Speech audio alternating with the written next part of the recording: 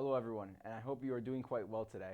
This is yet another report from the Scholars Sports Desk, where we keep you up to date around the world of Scholars athletics and sports. My name is Carlos, and here's what will be on the lineup from April 6th to April 12th. This week is kicked off with a girls varsity softball game this Sunday at 1 p.m., with more games scattered throughout the week on Monday, Thursday, and Friday. Boys varsity volleyball also has a lot of games this week, with their first one being right here at Scholars on Monday at 4:30. They will also be playing on Wednesday and Friday at 5:30 p.m. and 4:30 p.m. respectively.